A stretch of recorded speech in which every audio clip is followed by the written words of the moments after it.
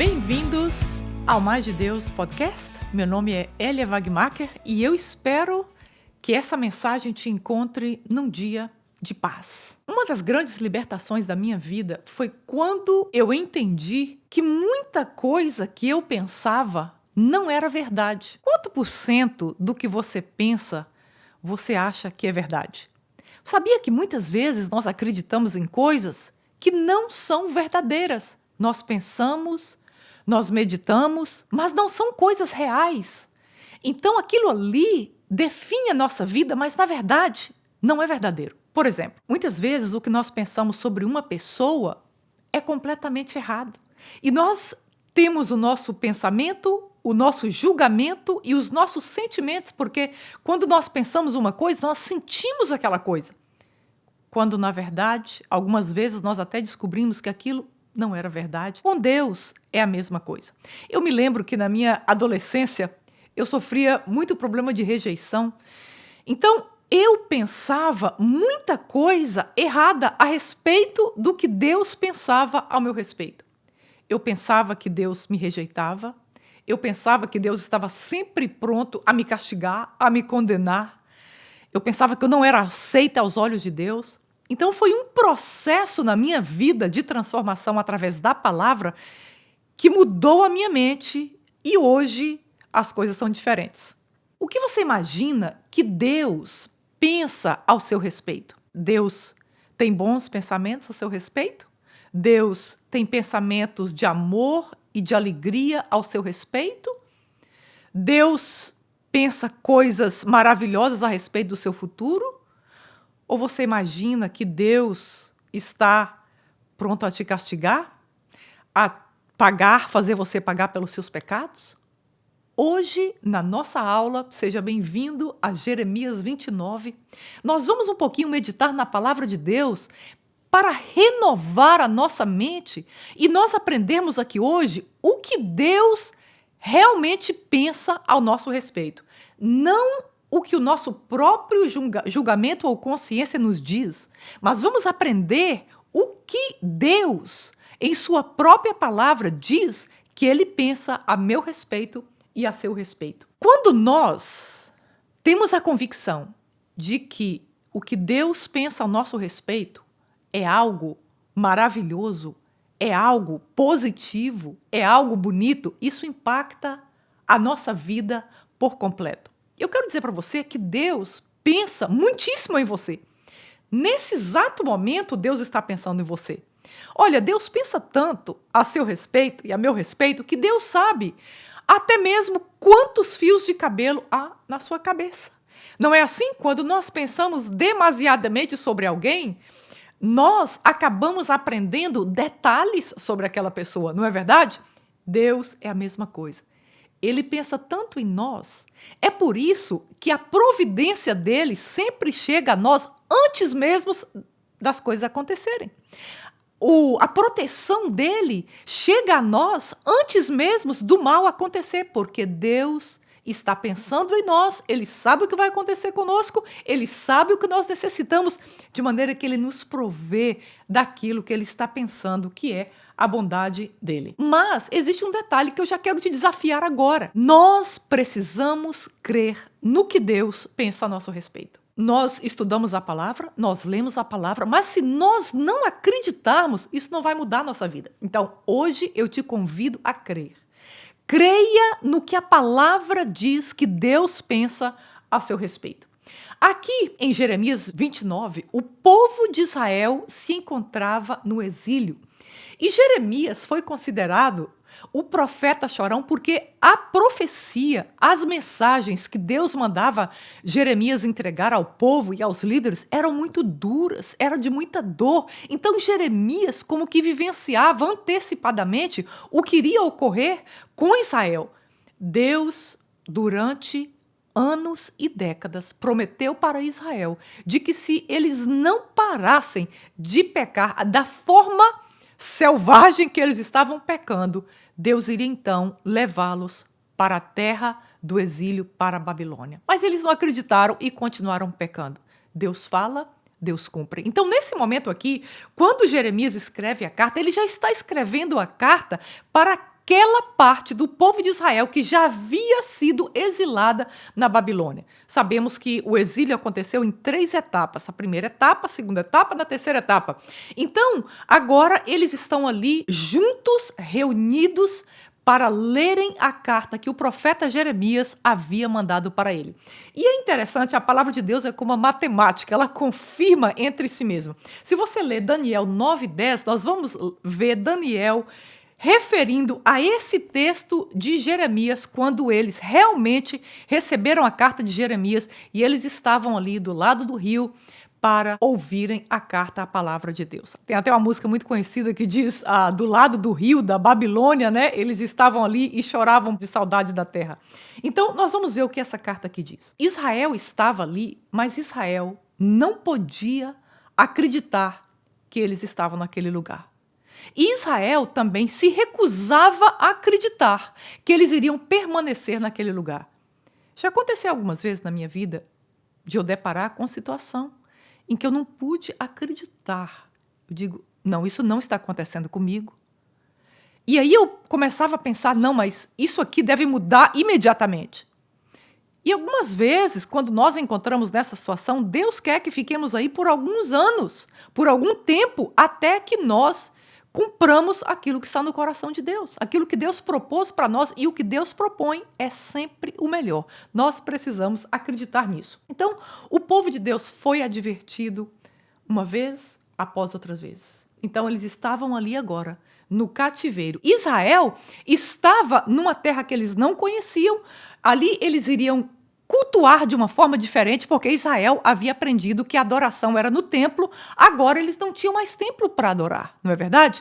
Eles iriam ter que comer outro tipo de comida, eles iriam conviver com uma cultura diferente, com a língua diferente, com costumes diferentes, de maneira que tudo agora para Israel era desconfortável.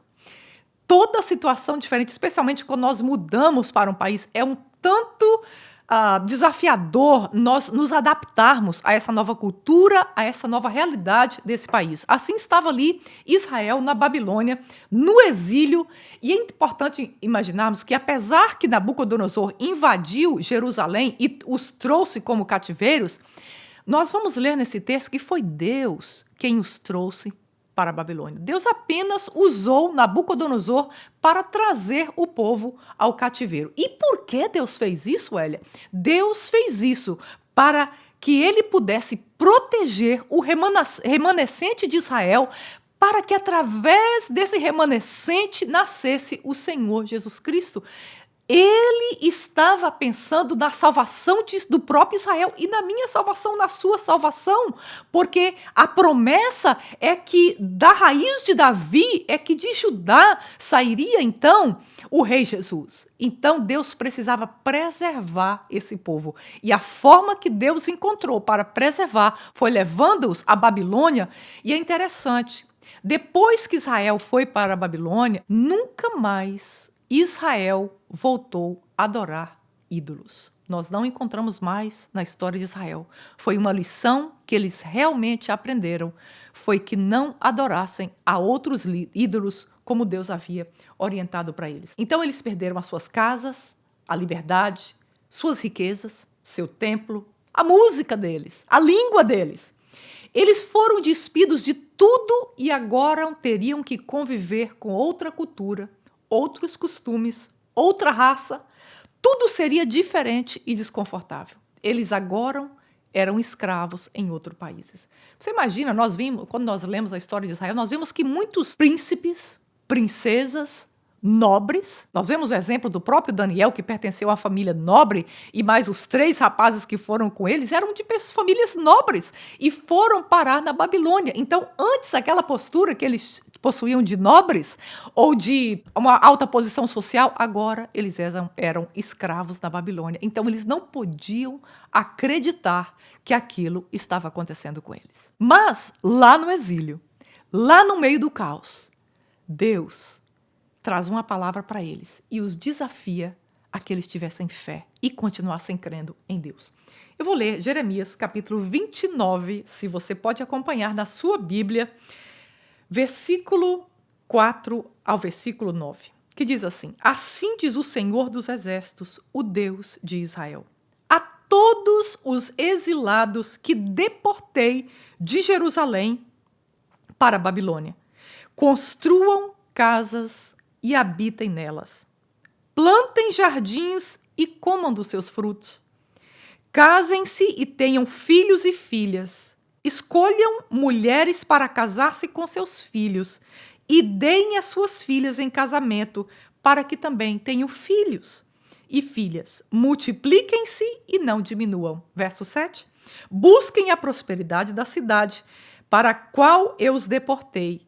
Orem ao Senhor em favor dela, porque a prosperidade de vocês dependem da prosperidade dela. Verso 8. Porque assim diz o Senhor dos Exércitos, o Deus de Israel: não deixem que os profetas e adivinhos que há no meio de vocês os enganem. Não deem atenção aos sonhos que vocês os encorajam a terem. A pior notícia que Israel poderia receber, Deus está dando para eles agora. Porque eles estavam na expectativa de que eles poderiam voltar para Israel, para suas casas, para o seu lugar.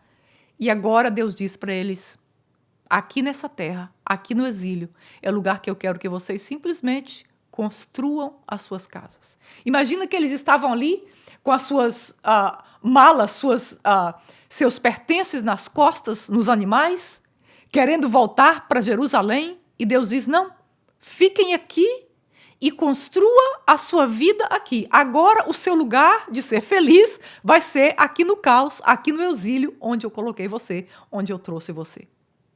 Algumas vezes nós queremos fugir para algum lugar, fugir de alguma situação, enquanto Deus está nos dizendo: o lugar do seu crescimento, o lugar para eu preservar a sua vida é exatamente onde você está. Quem mandou o povo para o exílio foi o próprio Deus, e não Nabucodonosor. A comunidade israelense na Babilônia estava reunida agora para a leitura dessa carta que Jeremias mandou para eles. Então você imagina ali como eles estão ali com seus corações quebrados, com seus corações partidos, cheios de angústia, cheios de saudade, cheios de arrependimentos, sem expectativa, sem esperança, desilusão, desconforto. E Deus agora os desafia a crer nele e crer na sua palavra. A palavra do profeta traz uma direção clara sobre a situação atual deles agora. Hoje existe, mas sempre existiu, falsos profetas. E o que acontece? Esses falsos profetas ali no meio da comunidade estavam dizendo coisas positivas e otimistas para eles. Do tipo: olha, vocês vão retornar para suas casas, olha, vocês vão voltar à vida que vocês tinham, olha, não se preocupe, tudo vai dar certo. Você observa que desde esse tempo e até hoje existem falsos profetas. Sempre existiu. E aqui a palavra de Deus nos chama a atenção para nós prestarmos atenção nos falsos profetas. Se você observar os profetas do Antigo Testamento, eles estão sempre trazendo uma palavra de exortação, algumas vezes de consolação, mas a maioria das vezes é uma palavra de confronto ao arrependimento. Por alguma razão, parece que os profetas da atualidade, eles estão sempre trazendo uma palavra de otimismo, de esperança, de conforto. Então, eu fico sempre, algumas vezes, questionando, eu não estou dizendo que Deus não usa profetas na atualidade, mas, biblicamente, a mensagem do profeta é uma mensagem nos levando a um conserto com Deus e ao arrependimento. Se você está ouvindo um profeta trazendo muita coisa positiva para você, muito otimista, é importante você checar a palavra de Deus. Você diz: olha, mas isso era no Velho Testamento. Não, se você for para o último profeta que nós temos, que foi o profeta João Batista, a mensagem dele sempre era a mesma mensagem: arrependa-se dos seus pecados. Arrependa-se dos seus pecados. Então, ali havia esses profetas mentirosos no meio da comunidade. Então Deus aqui está alertando através do profeta Jeremias: olhe, não acredite nesses profetas, porque eles estão te dando esperanças enganosas e falsas. Isso não é verdade, vocês não estão indo para nenhum lugar. A realidade de vocês agora vai ser aqui no cativeiro. Então Deus continua: olha, construam as suas casas, vivam uma vida normal, casem os seus filhos, casem as suas filhas, plantem hortas, plantem jardins, ou seja, Faça a sua vida acontecer onde você está. A palavra está nos alertando, não viva uma fantasia esperando a sua vida acontecer daqui a 10 anos, quando eu tiver isso, quando eu morar naquele lugar, quando isso acontecer. Deus está dizendo, olha, a vida é agora. Viva, ele está dizendo ainda, busque a paz. No meio do caos, talvez você não está vivendo exatamente do modo como você gostaria ou onde você gostaria. Mas a palavra de Deus nos alerta no meio de tudo isso. Busque a Deus, busque a paz, busque a sua prosperidade onde você está. Deus estava dizendo, vocês vão ficar aqui no exílio por um bom tempo. Então faça a vida de vocês acontecerem. Crie uma rotina, Deus está dizendo. Faça seu melhor das circunstâncias que você está vivendo hoje.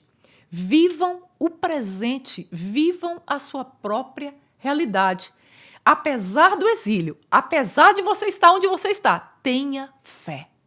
Tenha fé porque Deus está dizendo, eu estou no cativeiro com vocês. Eu estou no exílio com vocês.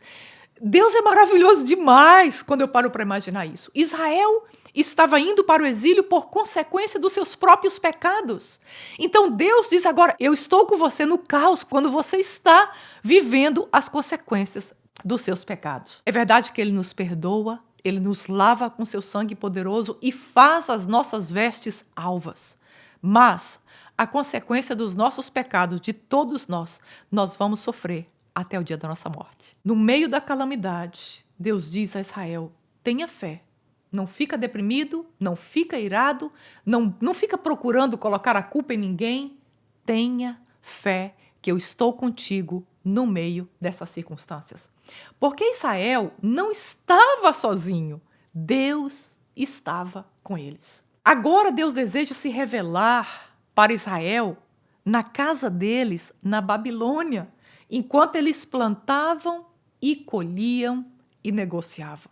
Deus diz, agora eu quero me apresentar para vocês na sua realidade. Deus se apresenta para nós no lugar onde nós estamos. Deus deseja ter uma vida e um relacionamento conosco exatamente no lugar e na posição que você e eu nos encontramos nesse exato momento. E Deus agora continua dizendo para eles terem fé no plano que Deus tinha para eles. O verso 10, olha que coisa linda, diz assim, assim diz o Senhor, quando se completarem os 70 anos da Babilônia, eu cumprirei a minha promessa em favor de vocês, de trazê-los de volta para esse lugar. Os profetas mentirosos estavam dizendo para eles uma outra realidade. E Deus está dizendo, olha, calma aí, vocês vão ficar aqui por 70 anos. Sabe o que isso significa? Que muitos deles, se não a maioria, nunca mais tornariam a ver o templo, a colocar os seus olhos em Jerusalém. Naquela época, a média de vida era 50 anos de idade. Então, Deus está dizendo aqui que eles ficariam 70 anos na Babilônia. Nós vemos até o próprio Daniel, vemos claramente no livro de Daniel que ele nunca retornou a Jerusalém e ele nunca colocou os pés outra vez na cidade onde ele pertencia anteriormente. O verso 11, Deus continua dizendo, porque sou eu que conheço os planos que tenho para vocês, diz o Senhor. Planos de fazê-los prosperar e não de lhe causar dano. Planos de dar-lhe esperança e um futuro. Aleluias! Você imagina que eles estavam ali por causa dos pecados deles. E no meio de tudo isso, Deus dá uma palavra de esperança tremenda.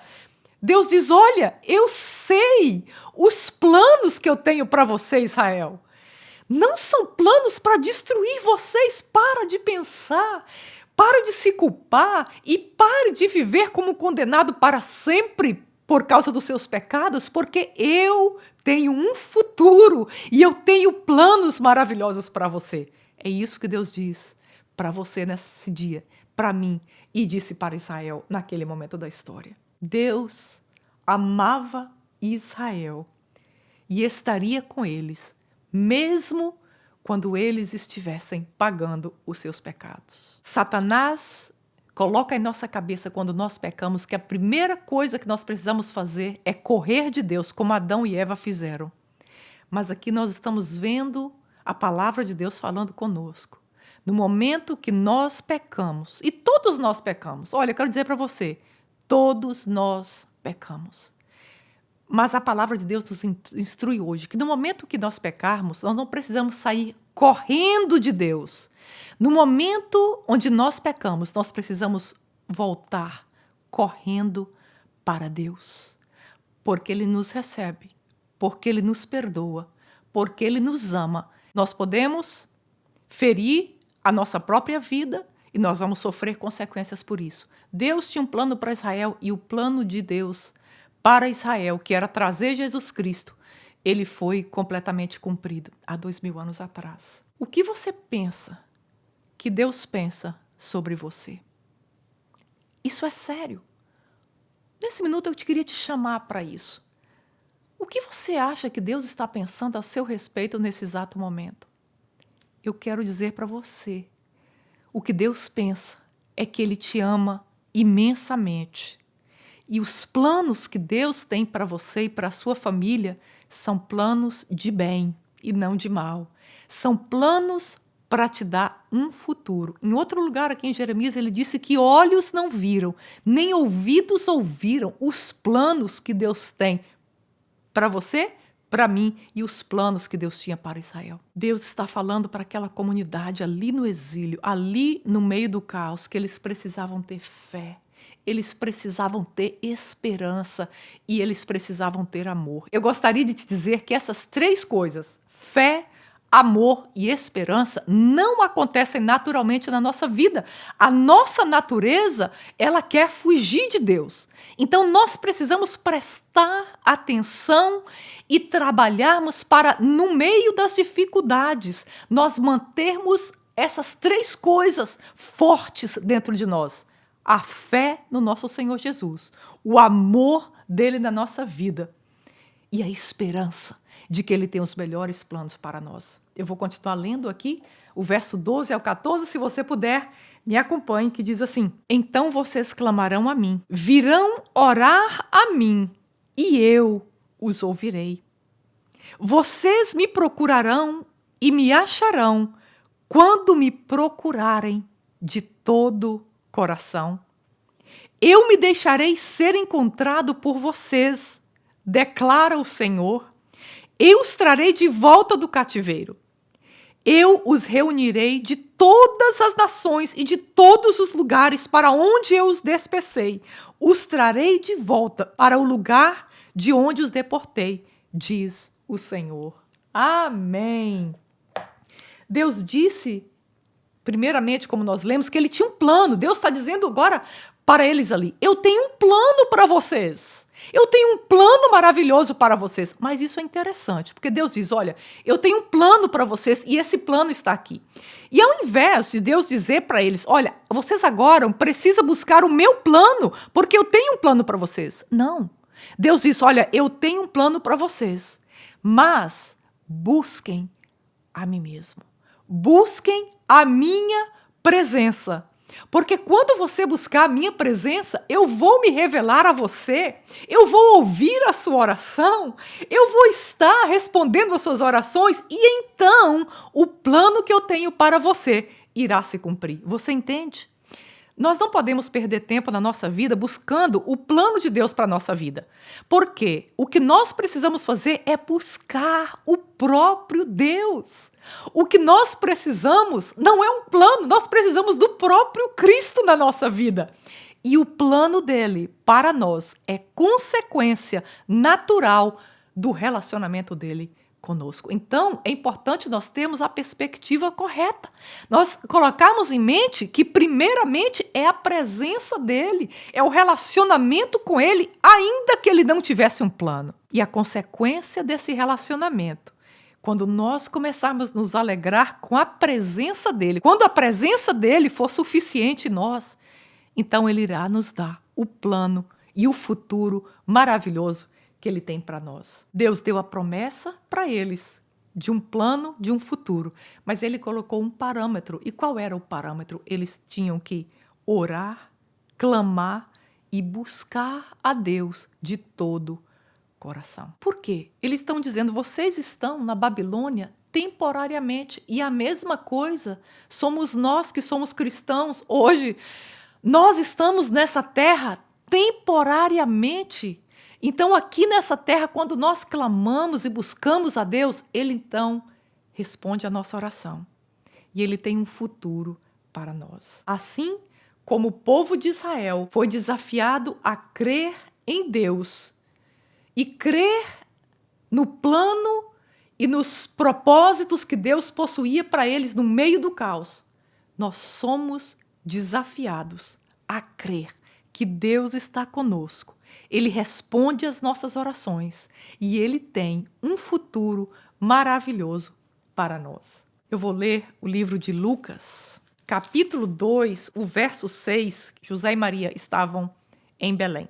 Enquanto estavam lá, chegou o tempo de nascer o bebê. Eu quero dizer para você que a nossa esperança está nesse bebê que nasceu e que cresceu e morreu na cruz do Calvário, ressuscitou e está ao lado do Pai.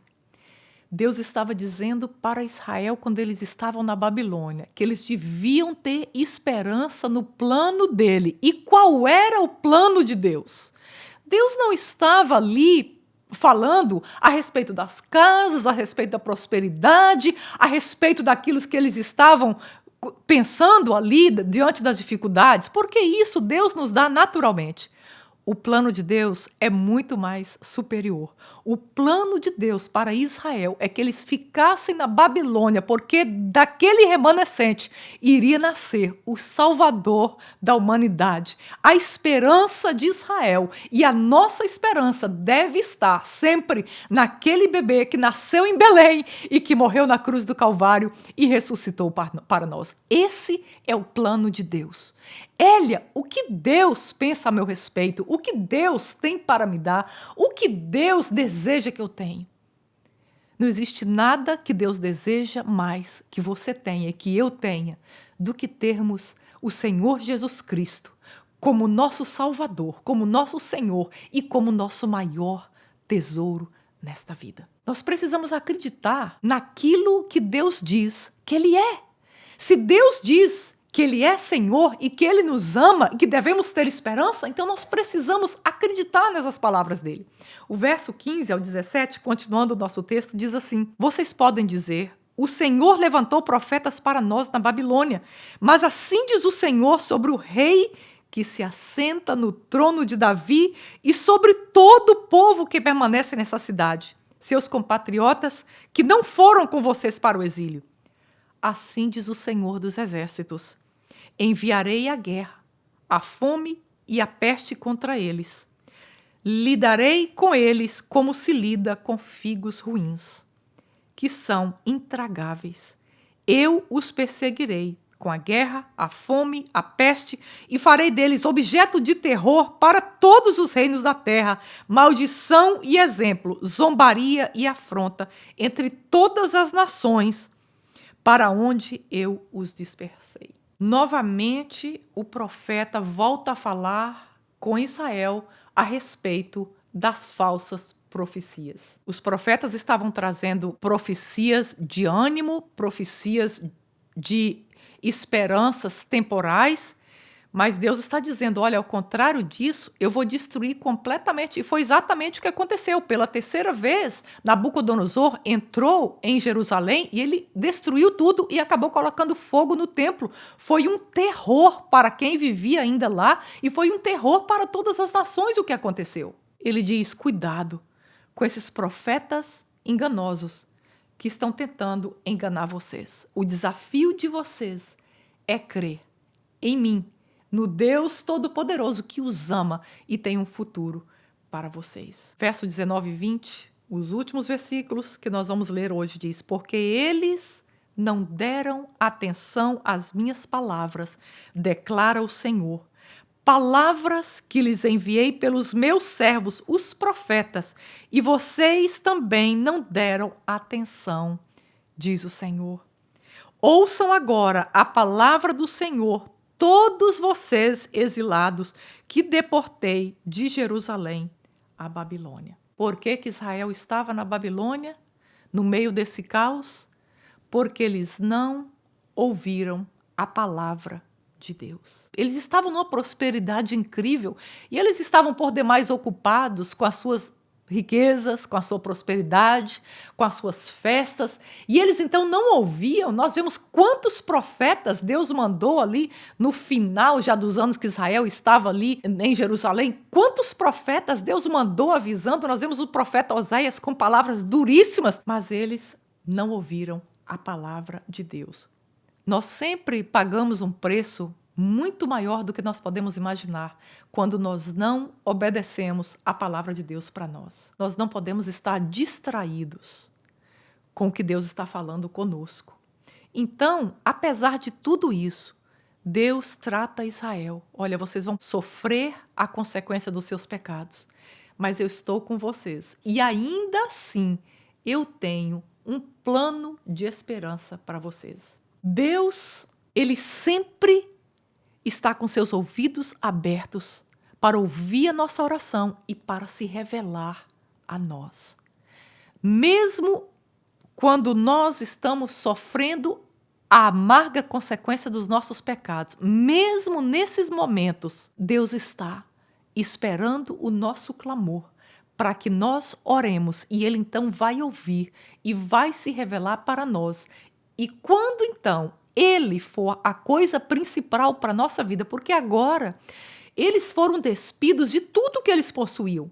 Então ali na Babilônia, a única coisa que eles tinham, que realmente eles iriam amar e eles iriam se importar, era com a presença de Deus. E muitas vezes Ele nos coloca nessa mesma condição, Ele nos tira de coisas que nós achamos que são importantes para nós, Ele nos afasta de pessoas que nós queremos, que nós amamos, e Ele nos coloca num lugar ou numa posição, não porque Ele não nos ama, mas pelo contrário, porque Ele quer e deseja que Ele seja o único que é importante nas nossas vidas.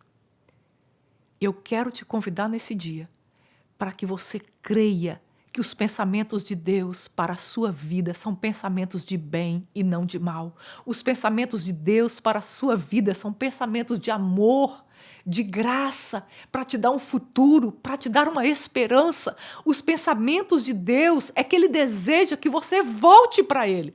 Os pensamentos de Deus, como o Pai que está nos céus, é que você regresse à presença dEle e tenha outra vez um relacionamento com Ele na forma mais íntima possível. Seja onde você estiver, não corra de Deus, mas corra para Deus.